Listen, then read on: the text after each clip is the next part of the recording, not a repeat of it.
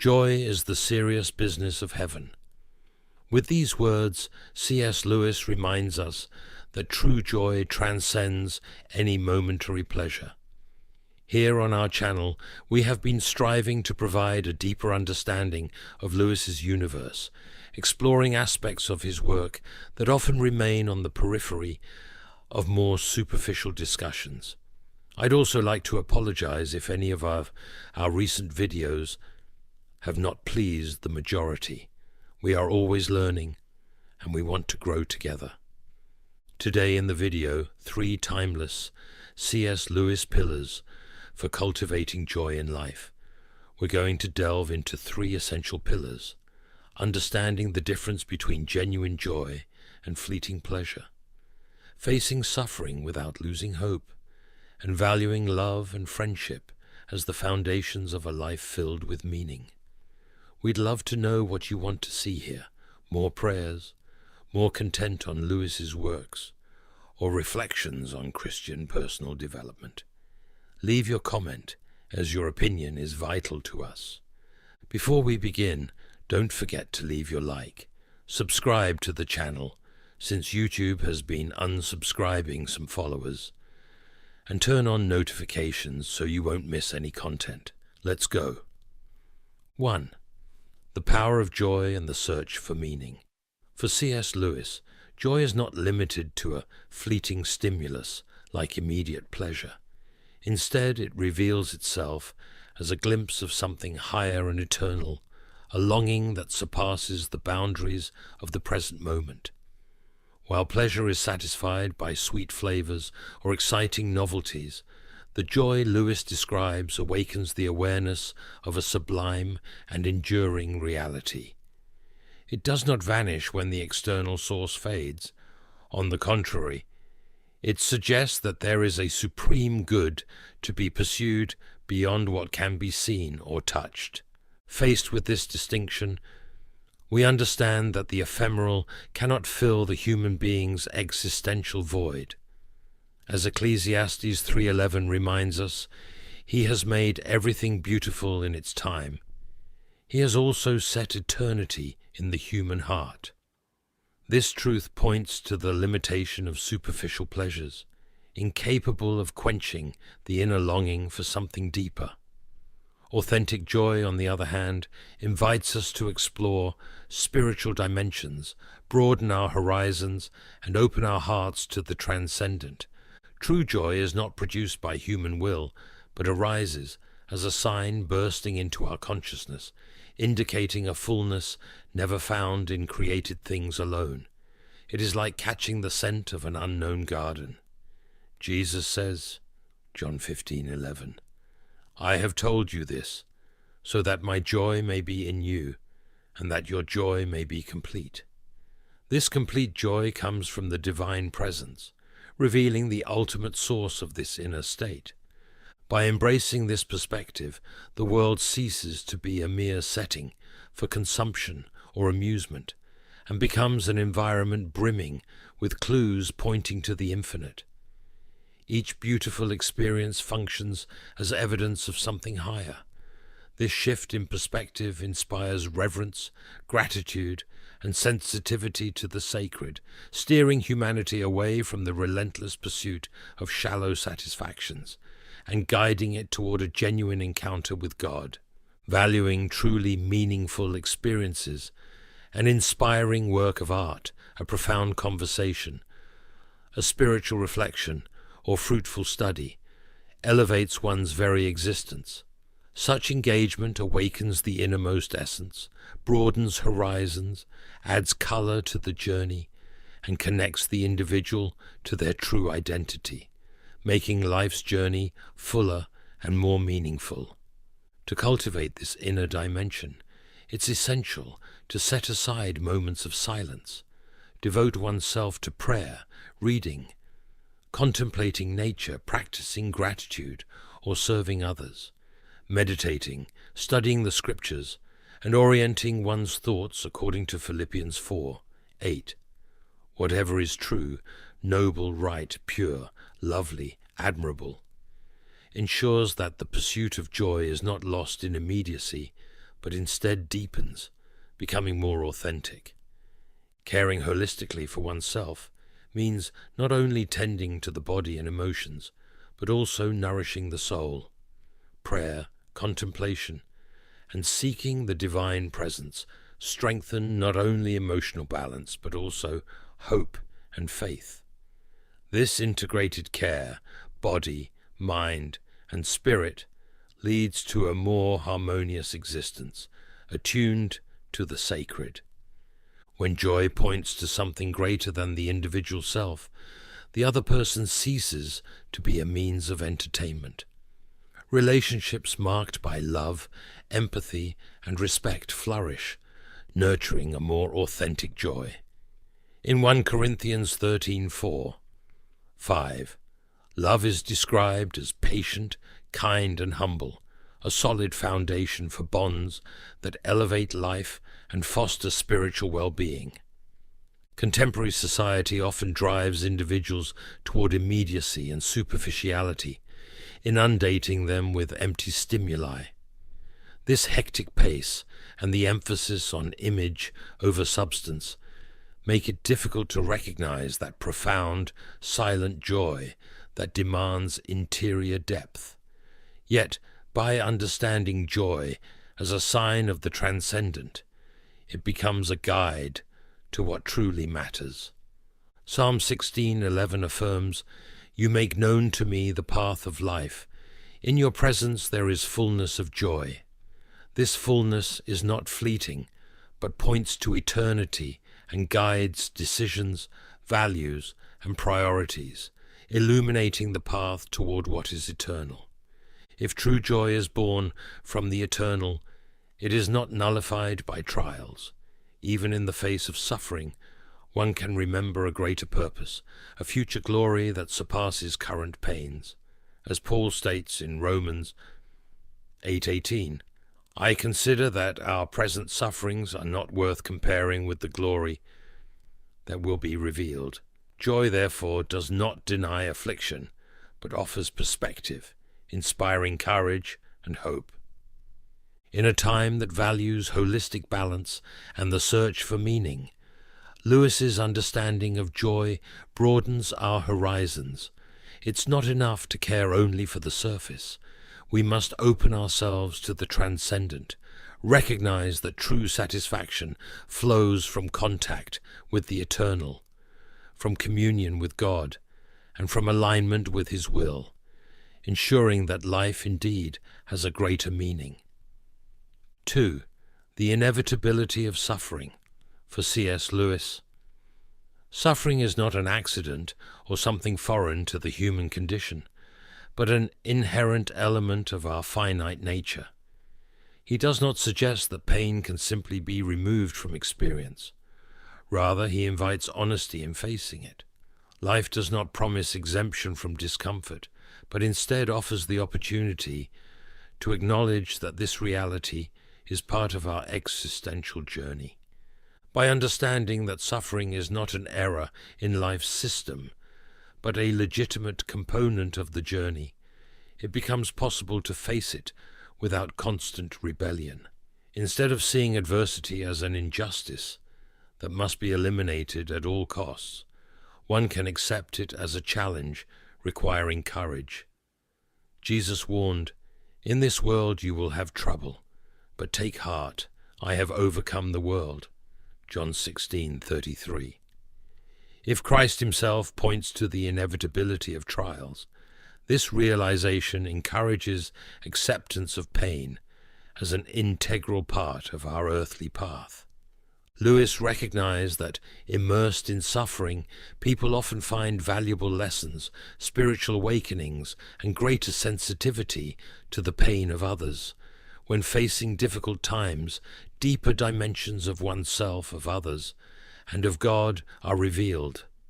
This rediscovery of meaning does not erase anguish, but shows that it can be fertile ground for inner development. In this sense, trials can serve as steps towards maturity. Scripture confirms this understanding.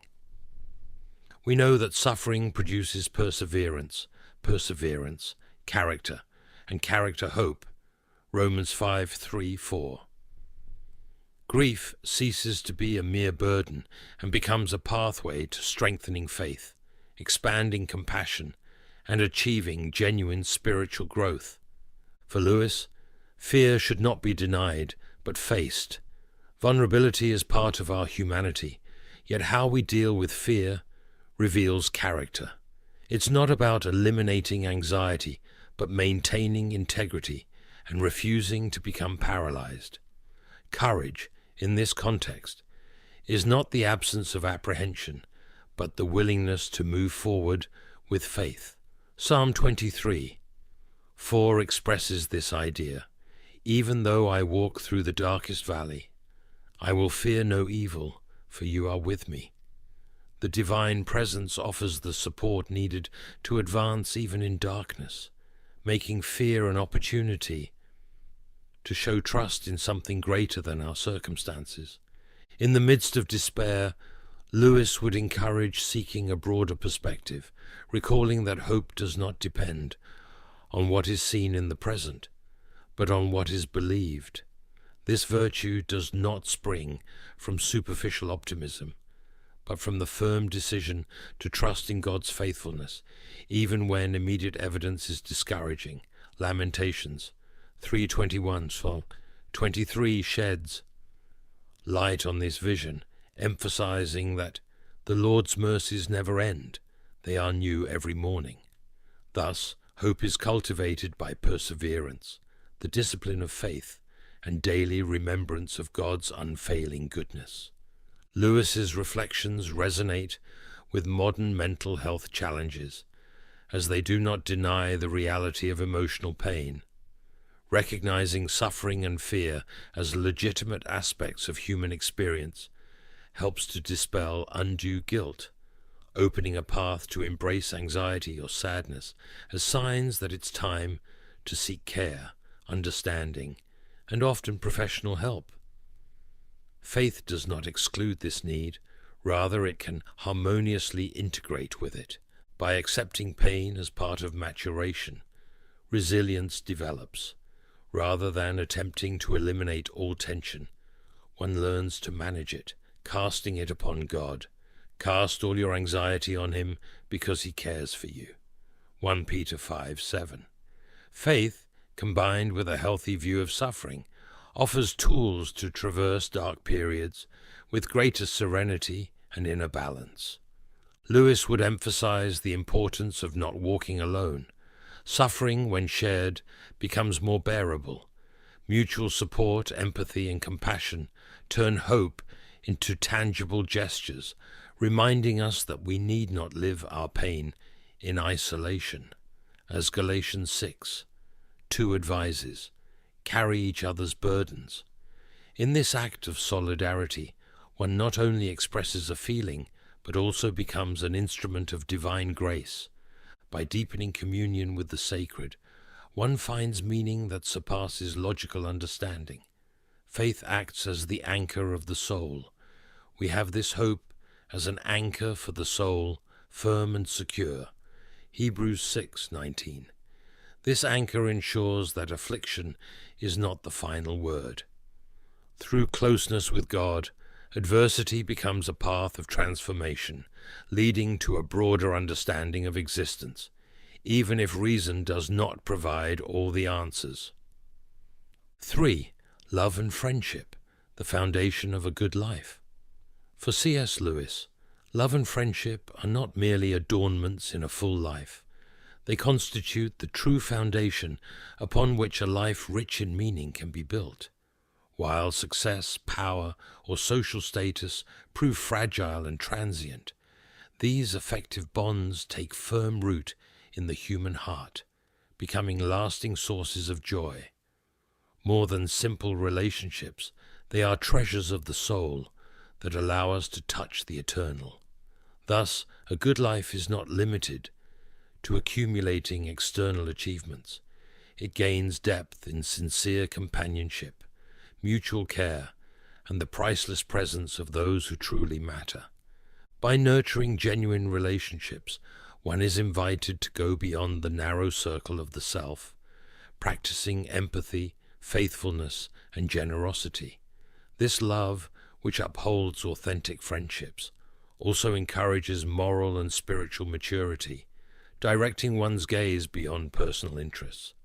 The Bible highlights this unconditional nature of love in 1 John 4, 7, 8, showing that loving is not merely a human duty, but a reflection of divine nature itself.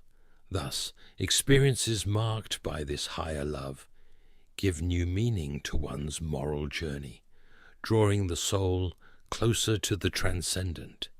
For Lewis, friendship creates a space of respect, trust, and mutual learning. In this environment, virtues do not impose themselves as heavy obligations, but bloom naturally. By opening one's heart to another, listening to their sorrows and celebrating their victories, empathy develops. Facing conflicts nurtures patience, helping without expecting anything in return. Exercises generosity. Thus, this collection of virtues flourishes spontaneously, nourished by the quality of human connection. When there is a willingness to listen to different perspectives, one's worldview expands and tolerance is learned. Honest dialogue and the sincere sharing of feelings lead to a more complex and profound love. Proverbs 17:17 reminds us that a friend loves at all times and is like a brother in adversity. This type of bond teaches that love grows through mutual understanding, strengthening in challenges and feeding on solidarity. In today's world, marked by loneliness and superficiality, Lewis's vision of love and friendship serves as an antidote to emptiness. Authentic relationships not only combat isolation, but also anchor our existence in genuine connections. By investing time in cherished people, one finds welcome, dialogue, and understanding, rediscovering the value of simply being present. True empathy ensures that each person ceases to be a mere spectator and becomes an active participant in another's story. By striving to understand the joys, pains, and fears of others, we create deeper bonds that go beyond appearances. This exercise solidifies trust, establishing genuine emotional roots. By endeavoring to understand, we communicate to others that no one must bear life's burdens alone. Empathy generates a sense of belonging and security, making the environment we live in more welcoming. Ephesians 4:32 exhorts kindness, compassion, and forgiveness, virtues capable of creating more united communities. This process not only reduces loneliness, but also contributes to forming environments marked by goodness. Lewis's reflections harmonize with today's desire to strengthen community ties. In times yearning for more meaningful connections, remembering that true riches lie in people, not in possessions, finds resonance.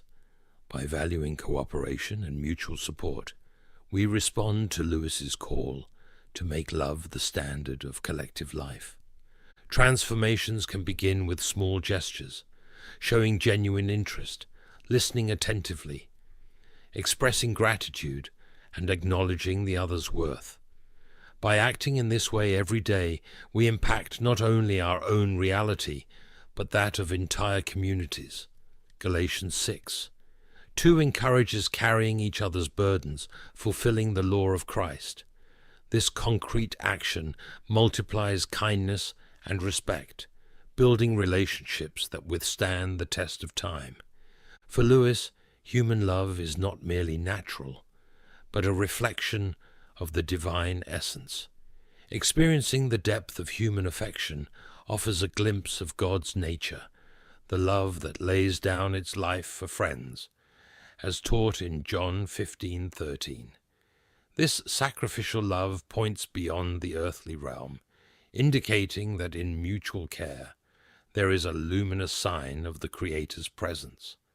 Understanding that human love echoes divine love gives new dimension to every act of kindness, forgiveness, and solidarity. Relationships do not occur in a vacuum, but are part of a sacred narrative in which even the smallest gestures become expressions of divine grace. Practicing gratitude, recognizing another's worth, listening attentively, and showing oneself available to help are simple yet powerful ways to make this transcendent reality tangible. By embracing such attitudes, we build an environment of mutual trust and respect. Gratitude values what we already have. Honesty lays solid foundations. Attentive presence communicates importance, and the desire to understand reaffirms the dignity of every person. Following 1 Thessalonians 5:11, by encouraging and building one another up, we create relationships that not only endure, but become inexhaustible sources of meaning, growth, and joy. Now let's pray. Loving Father, before you, I acknowledge that there is a joy far greater than immediate pleasure. Help me not to settle for what is superficial, but to seek that deep joy that points to something greater and more eternal, which comes from your very presence. I want to learn to celebrate every beautiful moment, to perceive in each detail of creation a sign of your care. Teach me, Lord, to have an attentive heart, capable of finding meaning in the simple things of everyday life. May I not live only in pursuit of passing sensations, but seek what nourishes my soul, enriches my relationships, and leads me to a fuller life. Grant me the courage to go beyond my immediate desires and discover what truly makes me grow. In this busy world, help me slow down, be present, and contemplate with a serene heart. May I learn to see others not as instruments of amusement, but as companions on the journey, people with whom I can share sorrows, joys, doubts, and hopes. May embracing true joy bring me closer to you, to my neighbor, and to the true essence of life. And as I understand joy as a path leading me toward the sacred, may I find strength to face challenges, to transform suffering into growth, and to keep hope alive amid uncertainties. May this joy help me live with purpose, integrating mind, body, soul, and spirit, always connected to your love. Lord, in the face of suffering, I recognize that pain is part of the human condition. I ask that you help me face it, without rebellion, but with serenity. When difficulties arise, may I not feel abandoned, but trust that you are present, even when I do not understand the reason for my suffering. Teach me to find meaning in pain, to turn my challenges into stepping stones for spiritual growth. Even when everything seems senseless, remind me that perseverance produces character, and character strengthens hope. Help me not to run from my fears, but face them, developing courage and faith, knowing that I am not alone. Amid the shadows, enable me to nurture hope. May I not rely solely on what I see, but trust in your promises. When discouragement tries to dominate my heart, make me remember that hope is not a fragile feeling, but a virtue built day by day, illuminating the path even in darkness. May your hands sustain me in difficult times, and may I find in the midst of suffering, empathy, compassion, and understanding for the pain of others. Help me be a point of light in the lives of those who suffer, offering presence and support. May my faith be a firm anchor in life's storms, guiding me to your love and peace. Good Father, I thank you for the gift of love and friendship. In a world full of distractions, help me value the relationships that build me up, the people around me, the warmth of true bonds. May I understand that material success will never replace the depth of human relationships, rooted in respect and mutual giving. Teach me to see in friendship a school of virtues. May I be able to listen, welcome, forgive, and grow together with those I care about. As I understand others' perspectives, may I refine my ability to love and see the world with new eyes. becoming more understanding and generous. When loneliness threatens, remind me that love and friendship can break down barriers, heal wounds, and fill emptiness.